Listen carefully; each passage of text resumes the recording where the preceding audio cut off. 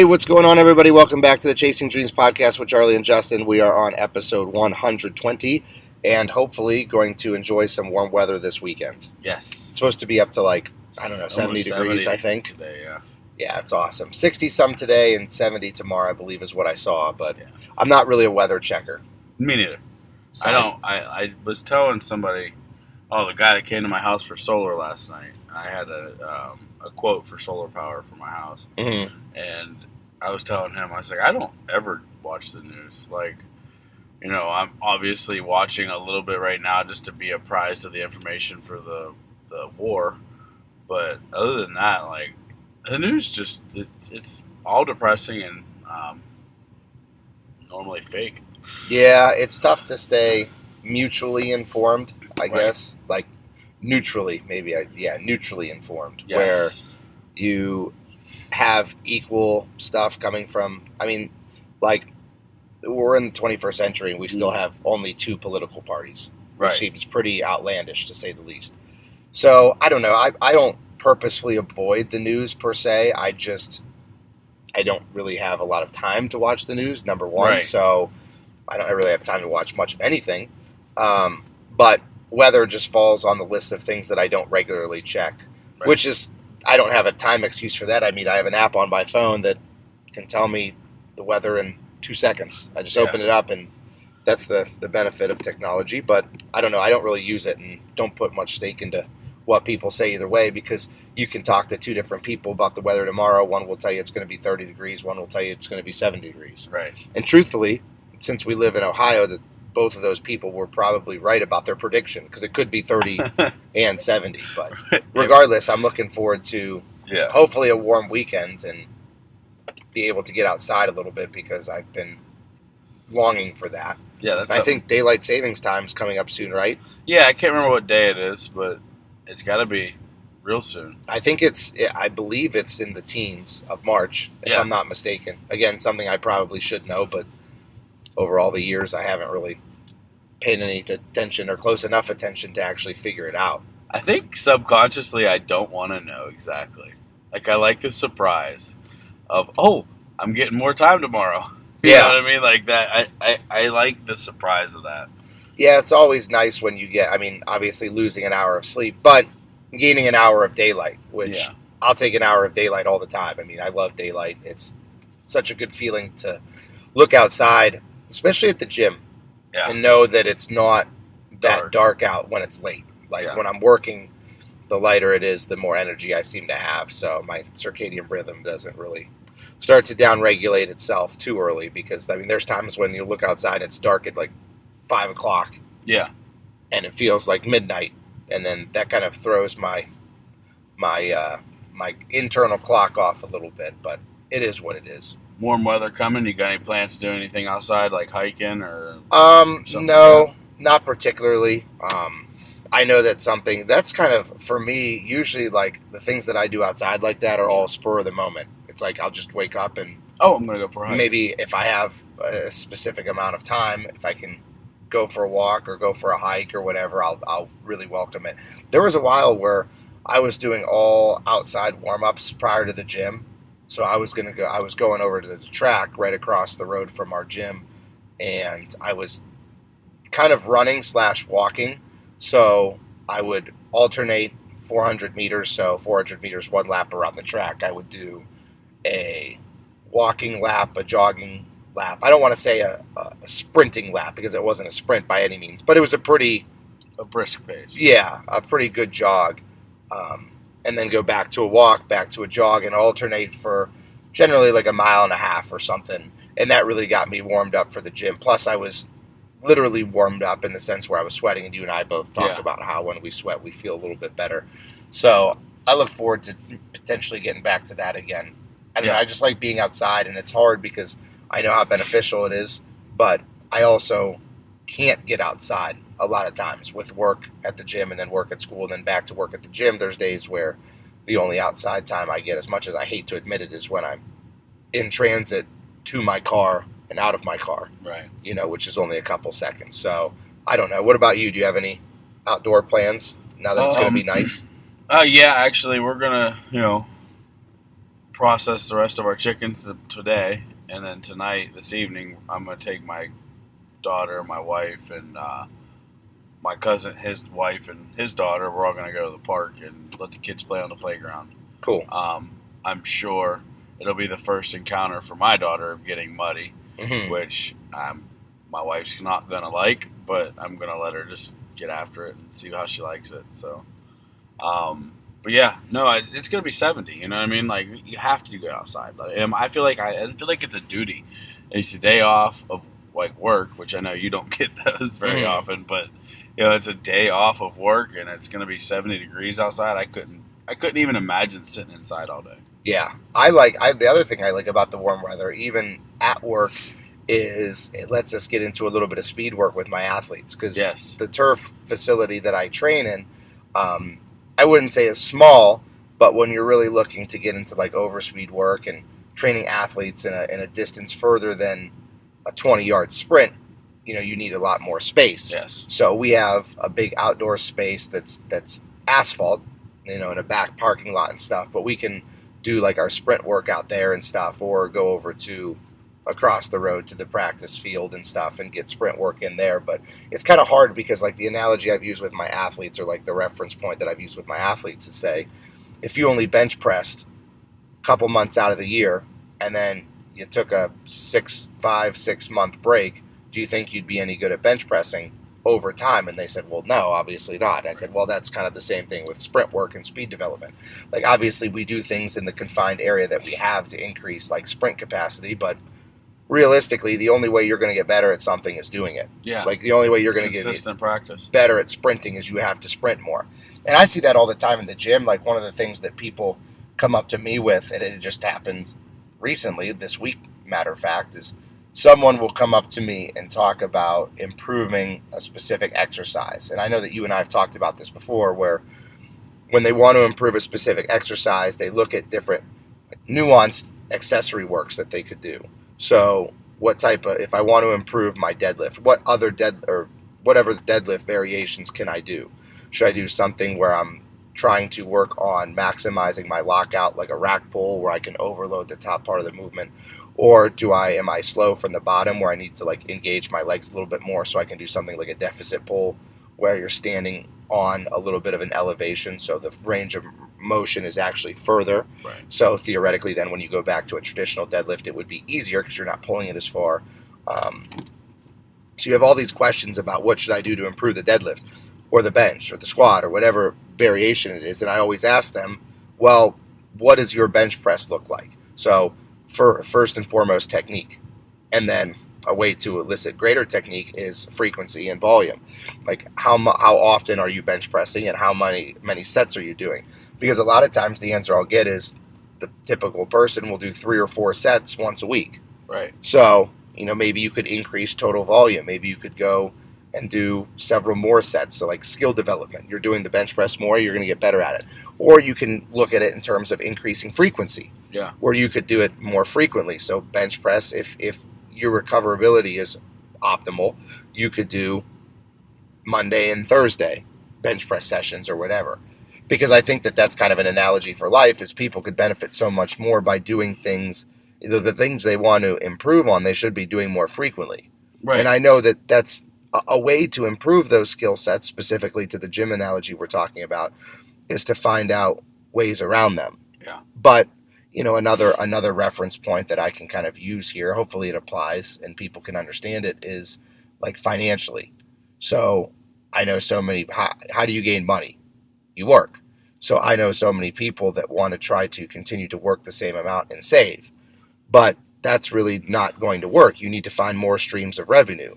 So that may not require intensive labor. Like you can have like forms of passive income, like if you get into real estate or whatever, Right. where you're collecting money in a sense, but you're going to have to work more to gain more money. Mm-hmm. So hopefully that analogy applies here. Just you have to do the things that you want to get better at if you want to get better at them. There's not always, I don't think people are looking for shortcuts, but they're looking for non-traditional answers.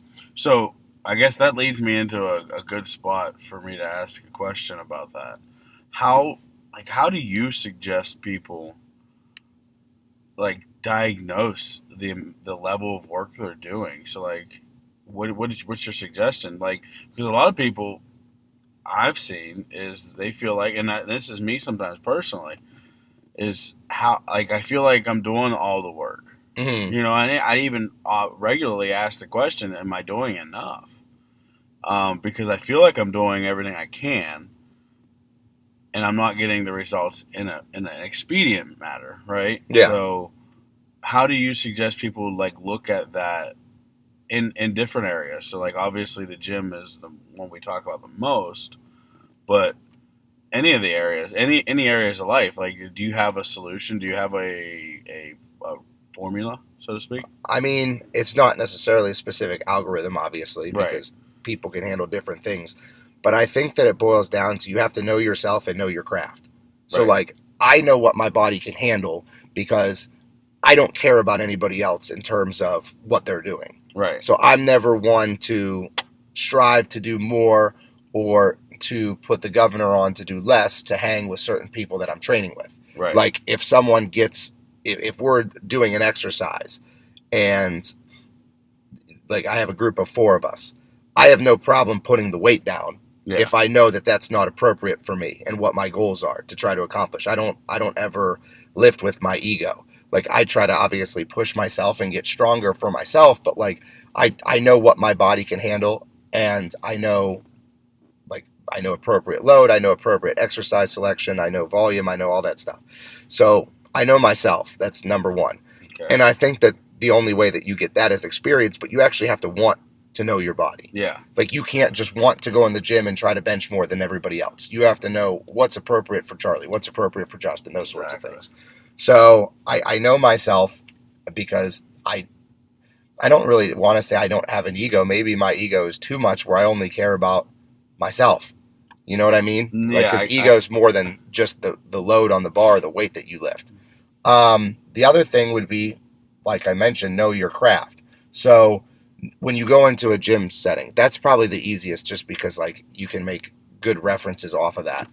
When you go into a gym and you need to work out or do some type of physical activity to engender some type of response that you want in your physique or in your performance. right, So I go into the gym to get stronger, I go into the gym to look better, I go into the gym to get healthier, whatever.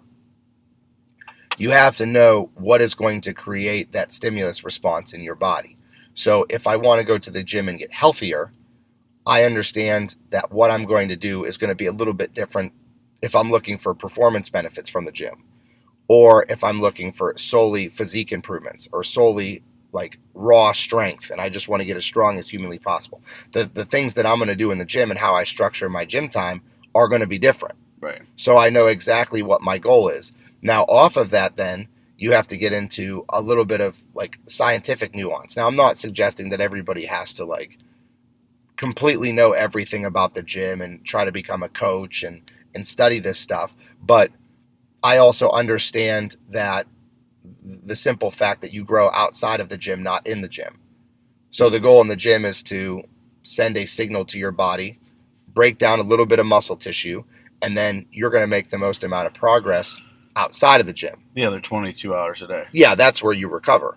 So I think that by knowing what I need inside the gym, knowing what I need outside the gym, so knowing myself and knowing what I'm doing, I can improve that way. And so I think that people need to be a little bit more self-aware with what they're doing and a little bit more self-aware with themselves, I think. yeah, okay. Because that's the thing. The main thing is people not being self-aware with themselves. Yeah, so I was gonna say self awareness sounds like the biggest high point there, Yeah. and just knowing every aspect of yourself and how you're going to react to the training, to the eating, to the sleeping, and to what you need to do to get what you want to do. Well, comparison is like everyone's biggest downfall. Yeah, Like, and I know we've talked about it before very about much how comparison can be a tool hmm and can be if used appropriately, but in order to compare yourself to people, the ironic part is you need to have a ton of self-awareness to be able to do that. right,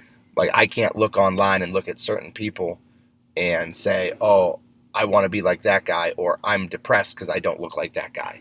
Because there's a lot of variables at play that you may never look like that guy, and that's right, okay. That's just not the hand that you're dealt. Yeah. Right. So, yeah, I think those would be the biggest things. The number one takeaway, of course, being you have to be self-aware. Because I noticed that, and that's not a gym thing, that's a life thing. I noticed so many people are not self-aware or present with what's going on in their life. It's like they're so zoned in. Like I notice people, for example, when you're going to the grocery store, there's people that will just walk right out in front of you when you're driving and have no cognizant thought of, I just walked with my head down in front of a multi-ton vehicle going through the parking lot. They're so almost like the blinders on mentality, where they're so disillusioned to the world around them. And sometimes I think that that's a habit of consistency, which consistency can be a bad thing too. I think that's kind of an underlying theme of our podcast, is how many things we preach can also be bad things. Right. Because like, what do you always talk about? The difference between a poison and a medication is the dose. Right. So I think that a little bit of too much consistency can be a bad thing. Like I was having this conversation the other day. I can't even remember who I was talking to, but I said that when I go home, there was multiple ways to get to my house from my school and from the gym, that I will actually take different ways every time. Not every time, because there's only so many routes you can take, and I don't want to be wasting time just to go an alternate way home. But there's 3 or 4 ways to get to my house, all of comparable times, and I'll switch it up. Because the discussion that was being held was how many places that like are in your hometown. I might have even been on the podcast, I can't recall, but how many places in your hometown that you've never seen or never visited or never eaten at. Right. And it's like there's like so many restaurants that I've never even been to. Now, granted, I wouldn't necessarily call this my hometown, because it's not like I've lived in this part of Ohio for, about not even a third of my life at this point, probably like not yet. 25% of my life, about a quarter of my life. So I haven't had as much exposure, but there's still things that I've never seen or places that I haven't gone to, and it's all a product of me doing the same thing at the same time, the same way. Right. So driving home the same way, driving to work the same way. We just get stuck in this rut, and I think a little bit of kind of like a not like a schedule change, but a little bit of just spontaneity can go a long way. I agree with that. I mean, I feel like some of the best progress in any area of life, it comes from, like, this is going to sound contradicting, but scheduled spontaneity. Yeah. Kind of like plan times in your life that you can be completely spontaneous. Mm-hmm. And you just mentally, you'll grow from that. I think there's a lot of anxiety that comes associated with that, because I've seen it firsthand in myself, like just hearing stories about people who will book plane tickets and not know where they're going and stuff like that. And that kind of throws me for a loop, because I don't think I could ever bring myself to do that. Because I mentioned several instances, but over the course of the podcast, I've mentioned that I'd like to be a little bit more spontaneous, and it's still difficult for me. Well, I haven't really mastered it. I don't think I could ever buy a plane ticket to an unknown destination. Yeah. Nope. But other spontaneous things, absolutely, I try. When I'm like, even little things like packing, like I'm such an overpacker because I'm so nervous about not having enough. And the ironic part is that I always pack knowing that I'm an underpacker. Yeah. Or an overpacker, I'm sorry. So I try to underpack, and I still end up bringing too much. I can't tell you how many times I went to the same place on vacation and taken entirely too many of one item. Yeah. So entirely too many sweatpants for August in Myrtle Beach, or entirely too many socks. I way overpack in certain areas. Yeah, but being self-aware is all part of progress. So speaking of progress, this will be a good opportunity for us to go to a commercial break.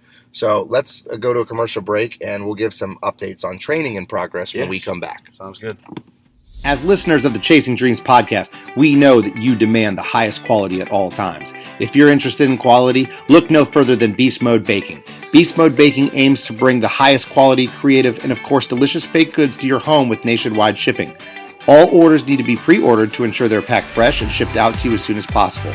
Beast Mode Baking offers a flat rate of $15 for shipping due to the size and weight of the cookies and doughs. So if you're interested in Beast Mode Baking, please contact CEO Shannon Knorr. That's at SKNORR13 on Instagram and order your delicious baked goods today, because every time you support them, you're supporting the podcast as well. And we are back from our commercial break. All right, prior to the break, we just mentioned that buzzword progress and told we'd give some training updates, I guess. So how are things for you? And I asked this rhetorically for myself, but genuinely for the audience, because I know how things are going. Right. Good. I mean, business as usual, I think, for the first time ever. Usually I have some kind of an update, but it's been business as usual this past week. Work's been really busy, so I've been focusing mainly on that. But came up short of a new PR on that one particular exercise that we were talking about last week. Mm-hmm. Felt really good, but just came up short on it, but that's okay. That's what we're doing it for, to grow. Going for a huge one this morning, so I'm excited about that. I have been doing a lot of thinking about endurance sports because I am obviously a sadist, and I guess that's the only way to put it. So I'm gonna pick a race to do this summer and a series of races to do to build up to that. I should have something for you guys next week, maybe the week after. Cool. But yeah, that's pretty much where I'm at. Awesome. Excited for the weather to be starting to get warmer, because for some reason I feel like the 30 hump made me not like to run outside anymore in the cold. Mm. Because when I was 29, I did it every day. But now I'm like, I want to, but it's too cold. Yeah, I was thinking the same thing actually when I was pumping gas this morning. Yeah. But yeah, training updates, much of the same for me as well. I had a nice exercise, no pun intended, an exercise in progress, mentally, because I didn't make progress physically. So missed a particular lift that I had wanted to get, given the course of X amount of weeks and how my lifts were progressing, and I didn't get it. And it was the first time that I had failed at something in a while. And I talked about earlier how, I think it was a couple weeks ago, mentioning that I'd like to fail more, because I think that was kind of holding me back, was not hitting failure in terms of attempts. Like, obviously you can hit failure, like with muscular failure. Right. If you're doing something for as many reps as you can implies that you're going to hit failure where you can't do anymore. But in terms of I tried this weight and couldn't get it at all, that's rarely happens to me. Just, again, I think it goes back to being self-aware. Yeah, you're smart. You understand what you can do, what the limitations are. And occasionally it's nice to test those waters a little bit. Well, anyway, I didn't get the particular lift that I was wanting to get. And the immediate aftermath was one of calculation and change. So why didn't I get it? And immediately I told myself, okay, I didn't eat enough. So change some things around, nutritionally speaking, just because you can eat if you're trying to get stronger. Now, it's not always this easy, but you can eat your way to progress, right? Especially someone in my situation. So I just told myself I need to eat more, and I will make sure that I get it next time. And that was on me. And I kind of apologized to myself for letting myself down and kind of reload. So I feel like I was happy with how I handled it, because it's kind of that healthy balance of not letting it beat me up, but also having a little bit of a sense of urgency, right, for lack of a better word, with it. And I know it sounds silly, because a lot of people listening to this won't really relate about how something so trivial as oh, dude, you didn't get the squat or the bench or the deadlift that you were trying to get, and now that you're talking about it a week later it's a big deal. And it's not, but it's kind of a reference point for everything else. Well, and I guess I guess you have to put it into perspective too, if it is a big deal or not, because if as much time as we spend on what we do, essentially we don't have days off. Yeah. So every day is a work day.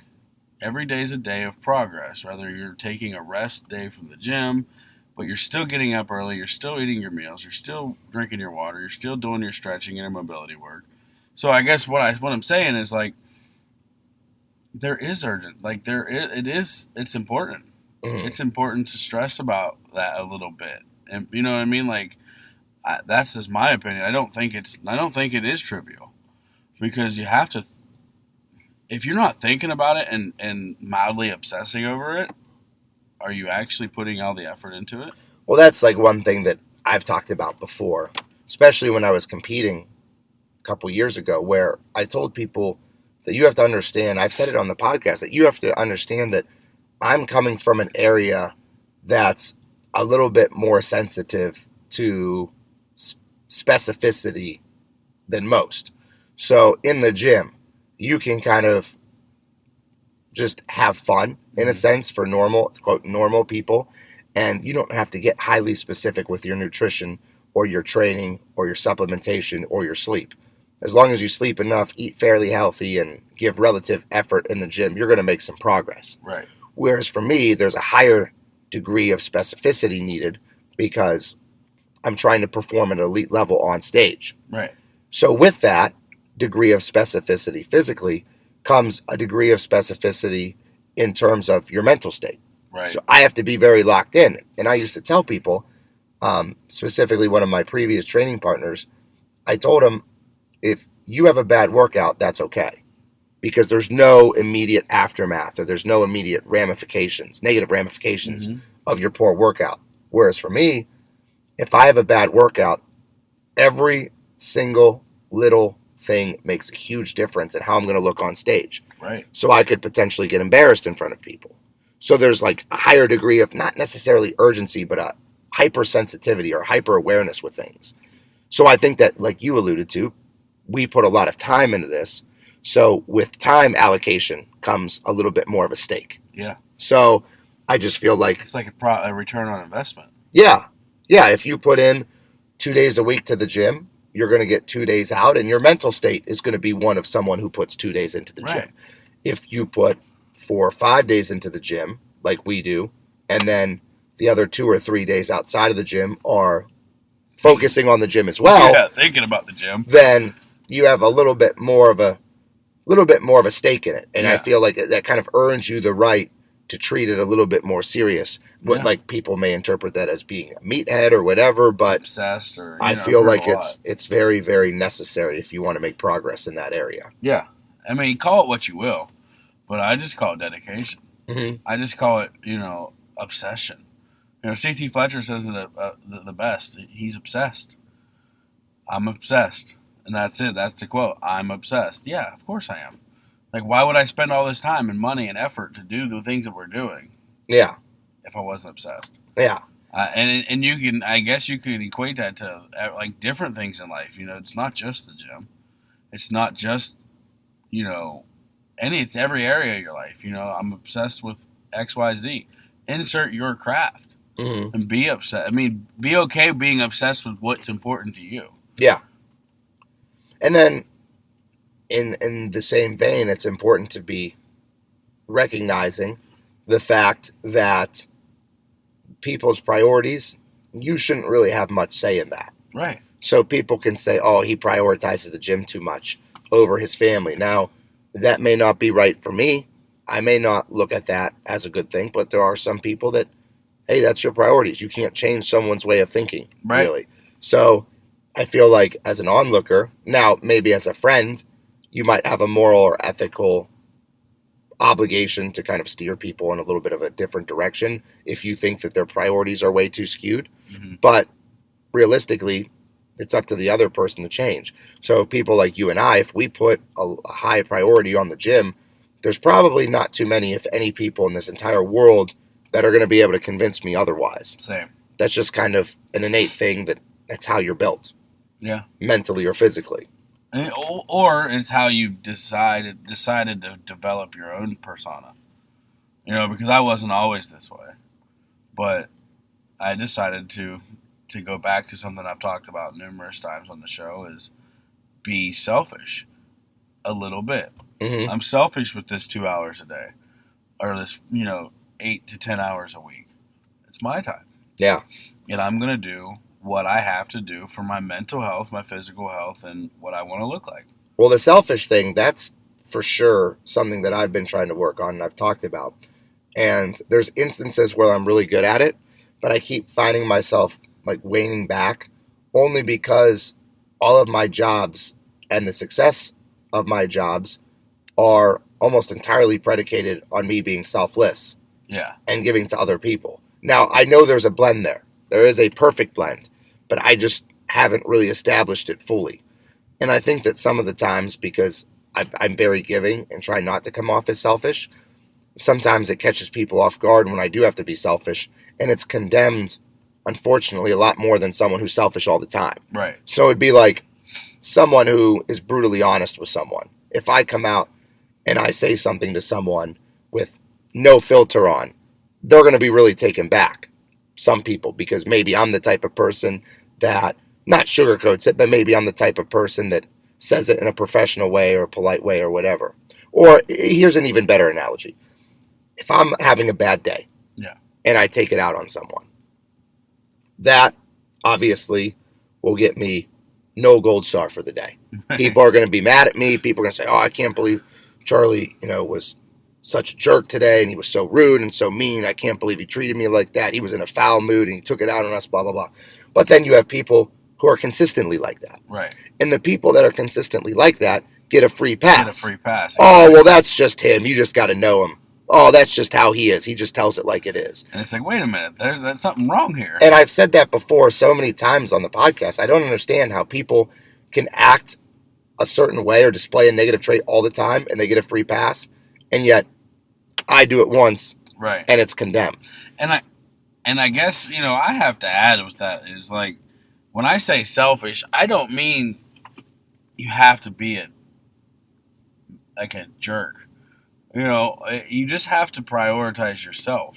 Yeah. Like, in doing that, and I really believe this, if you prioritize yourself for a minimal time every day, it's not even the whole day. Like, just take 20 minutes. If that's all you have that you physically can schedule into your day, I feel for you. But take that 20 minutes, prioritize yourself, meditate, walk, stretch, something. Well, you can say that you can do that without being a jerk, but honestly, sometimes it comes at the expense. Yeah. The extent of it. That's what I was going to say. It's at some point you have to say you. The perception of being a jerk. Yeah. Like, I don't want to get off topic because I know we're kind of nearing the end here because you and I both have a leg workout to go to. Ooh. But one of the things that I think of immediately is The Last Dance with Michael Jordan. Yeah. And that series is unbelievable, and I suggest even non-basketball fans have to watch it. There's a reason mentally, and only mentally, why Michael is the greatest. Arguably the greatest athlete in team sports ever. And it was his mentality. And there was one point where in the interview, because there's like 9 episodes of it, and it's clips of him being interviewed and throughout, and the interviewer asked him if he thought his I'm paraphrasing now, his drive for success and wanting to be the best and wanting to win came at the expense of him being labeled a nice guy. And he thinks about it, and he talks about one of the things that he was best known for is he said I never asked anybody to do anything that I didn't effing do. And then it shows clips of him like when they're running sprints in practice and he's way out in front of the pack. Yeah. And he said that I wanted to be a part of winning and I wanted them to be a part of it as well. And it was kind of like, I'm going to drag you with me if you're a part of this team. Yeah. And this is the standard of the team. And at the end, when he's going through this monologue, he actually pauses for a few moments and starts to tear up and ends up going on a break from the interview and cuts the interview short because he gets emotional because he starts thinking back about all, in my summation, he's thinking back about all the potential spoiled relationships that he's had and how much the game meant to him, that he kind of, it superseded everything for him. Right. Which, okay, you can look back and say that was a skewed priority, but he's the greatest to ever live. Yeah. In terms of basketball. So, then again, going back to what we talked about before, you can't really fault anybody for their priorities. Right. It's their priorities. Absolutely. So, well, my friend, I think that's a good place to end it. I agree. So we will go and get a good lake workout in, and that's that. Yeah. All right, so with that, we have come to the end of another episode of the Chasing Dreams podcast with Charlie and Justin. This has been episode 120. As always, we appreciate your listenership, and we look forward to hearing back from you guys next week. Unbreakable, unstoppable, I push to the